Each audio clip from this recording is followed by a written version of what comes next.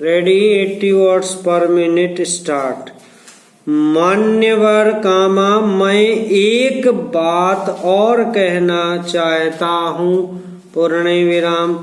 आप देखें कि आज स्थिति यह है कि एक आदमी खेती करता है कामा, वह आदमी वकालत भी करता है, वह आदमी व्यवसाय भी करता है और वह संसद का सदस्य भी बन सकता है पूर्ण विराम।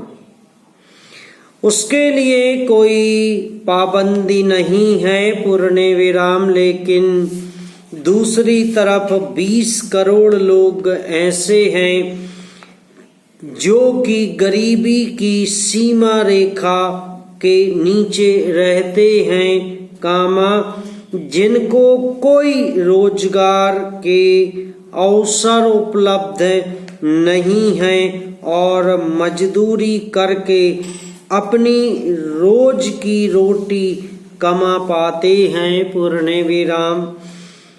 यदि हम इन दोनों स्थितियों की तुलना करें तो क्या संपत्ति के अधिकार को सुरक्षित रखते हुए हम इन गरीब लोगों को असहाय छोड़ दें जो कि इस देश के असली नागरिक हैं? प्रश्नवाचक।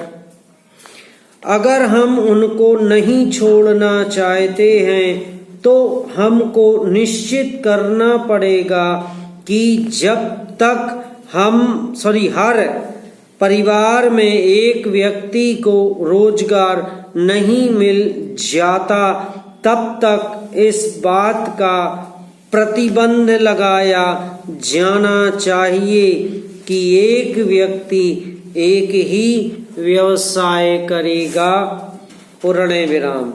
सभी लोगों की न्यूनतम आवश्यकताएं पहले पूरी की जाएं, तभी एक व्यक्ति को एक से अधिक रोजगार करने की छूट दी जा सकती है पूर्ण विराम। उनको रोटी मिल जाए, कपड़ा मिल जाए पूर्ण विराम, रहने के लिए मकान और शिक्षा की सुविधा मिल जाए पूर्ण विराम। यदि हम उनकी न्यूनतम आवश्यकताओं को पूरा कर दें तो हम इस देश को सही रास्ते पर ले जा सकेंगे पूर्ण विराम। तभी इस देश में समाजवादी समाज की रचना हो सकेगी पूर्ण विराम। तभी हमारे संविधान की मंशा पूरी हो सकेगी पूर्ण विराम।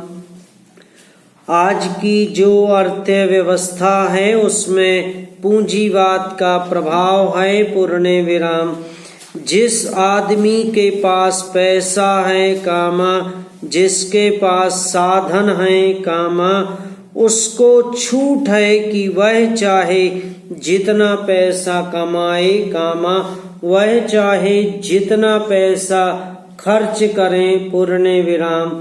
लेकिन जिनके पास श्रम है कामा, उन्हें अपने पैरों पर खड़ा होने के लिए सुविधाएं नहीं मिलती हैं पूर्ण विराम। इसका कारण हमारी कुछ सामाजिक विषमताएं भी हैं पूर्ण विराम। आप चाहे शिक्षा का क्षेत्र लें या रोजगार का क्षेत्र लें कामा, हर कहीं एक संपन्न वर्ग बन गया है जिनके बच्चे अधिक शिक्षा पाते हैं कामा, अच्छा रोजगार पाते हैं पूर्ण विराम, अच्छे पदों पर वे कब्जा कर लेते हैं पूर्ण विराम। लाखों रुपए दान देकर डॉक्टरी या इंजीनियरी पढ़ते हैं पूर्ण विराम। इसलिए संपत्ति के अधिकार को मौलिक अधिकारों में से हटाना पड़ेगा पूर्ण विराम।